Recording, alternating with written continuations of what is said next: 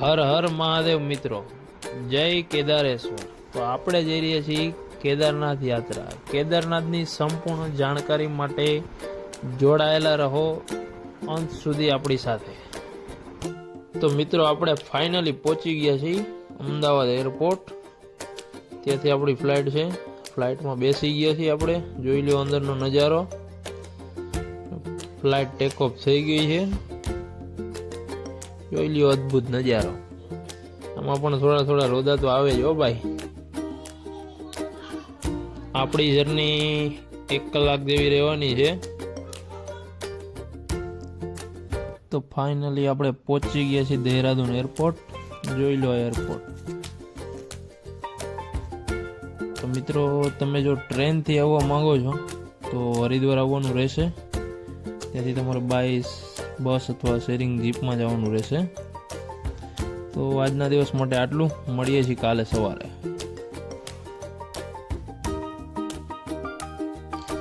Good morning, બાબા કેદારનાથ કી જય।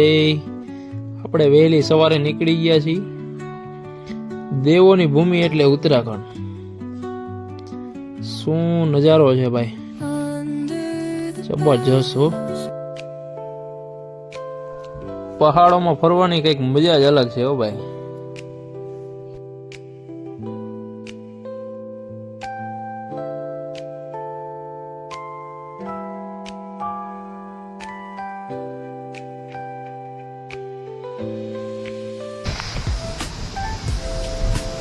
જોઈ લો સામે કેવો મસ્ત વોટરફોલ છે। પાણીની તો અહીંયા કઈ કમી જ નથી હો।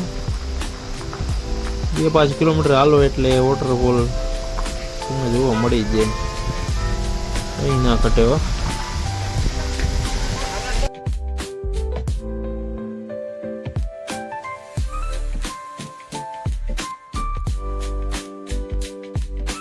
તો આપણે પહોંચી ગયા છીએ દેવપ્રયાગ સંગમ। એક બાજુથી અલખનંદા વહી રહી છે, એક બાજુ ભાગીરથી, બંને મળીને આગળ ગંગા વહે છે।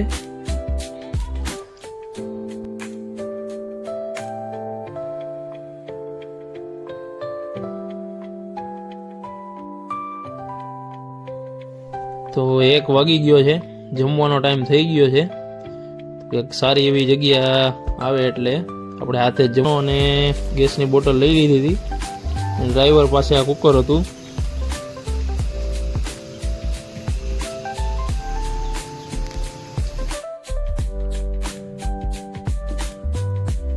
આ છે અમારા ગીતા કાકી, આ છે ડ્રાઈવર હરદીપસિંહ પાજી,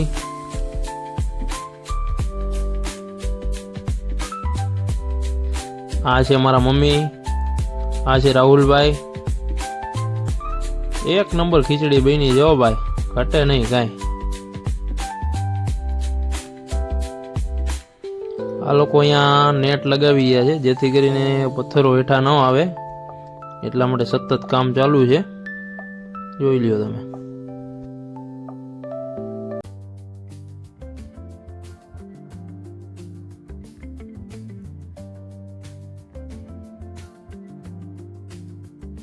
તો મિત્રો આપણે સોનપ્રયાગ પહોંચવા આવ્યા છીએ, જ્યાં કારનું પાર્કિંગ છે અને બસ માટે સીતાપુર જ પાર્કિંગ થઈ જાય છે બસનું, કાર આગળ અલાઉ નથી।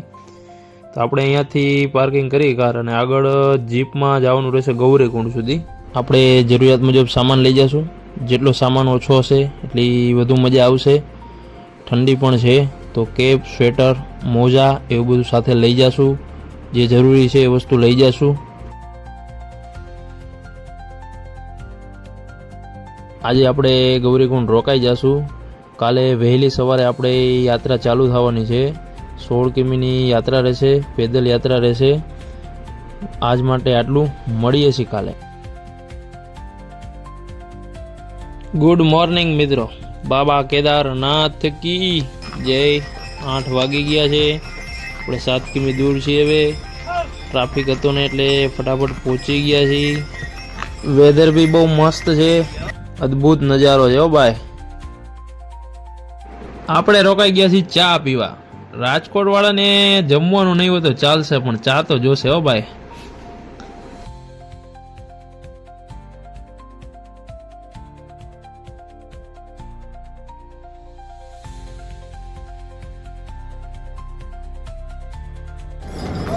બધું ભૂલાઈ જશે, ખર્ચો કેટલો થયો, પણ આ રસ્તા અને અવાજ હંમેશા યાદ રહેશે.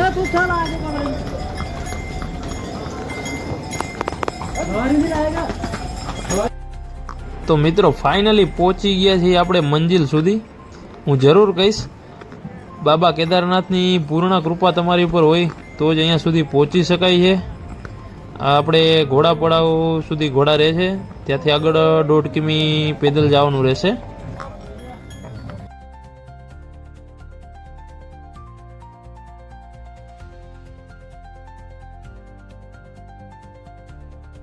તો મિત્રો સામે દેખાય છે તે બાબા કેદારનાથનું મંદિર છે. કેદારનાથ મંદિર સમુદ્ર તટથી 11,755 ફૂટ પર બાબા કેદારનાથ બિરાજમાન છે. કહેવાય છે કે બાબા કેદારનાથનું મંદિર મહાભારત કાળમાં પાંડવો દ્વારા નિર્માણ કરવામાં આવ્યું છે. હાલ જે વર્તમાન મંદિર છે તે આદિ શંકરાચાર્ય દ્વારા 8મી શતાબ્દીમાં પૂર્ણ નિર્માણ કરવામાં આવ્યું છે.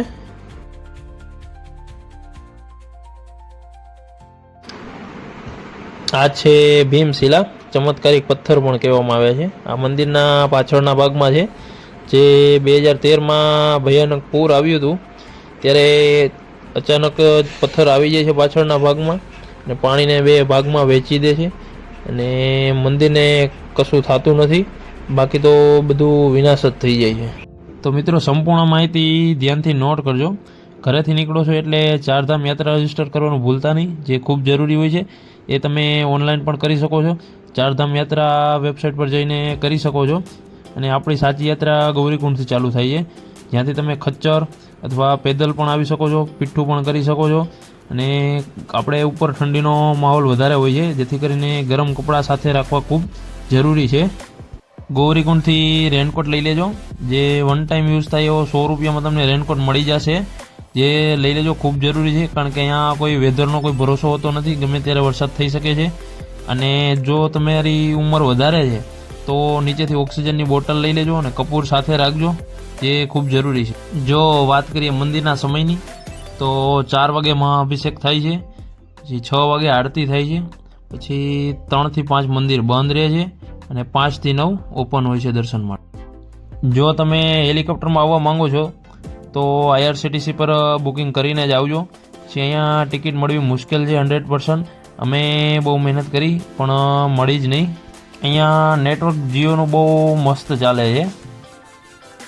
અને રહેવા માટે જો તમને આવા ટેન્ટ મળી જશે, જે 500 રૂપિયાથી લઈ અને 2,000-2,500. હોટલો બી બહુ બધી છે, ધર્મશાળાઓ બી બહુ બધી છે, રહેવા માટે તમને મળી જશે બધું. તો તમે પણ મિત્રો કેદારનાથ આવવા માંગો છો તો તમે 15,000 થી 20,000 રૂપિયામાં આવી શકો છો. અને એન્ડ પર આવો છો તો તમને હોટલ અને એવું બધું બહુ સસ્તામાં મળી જાય છે. જેમ કે 6,000નો ખચ્ચર તમને 1,500-2,000માં મળી જશે. અને 1,500 રૂપિયા પર પર્સન હોય છે જે હોટલ, એ તમને 500 રૂપિયામાં પણ મળી જાય છે. તો અમારા વિડીયોમાં તમને મજા આવી હોય તો લાઈક કરજો, સબસ્ક્રાઈબ કરજો, શેર કરજો, અને જો મોજ પડે તો કોમેન્ટ કરજો. હર હર મહાદેવ હર.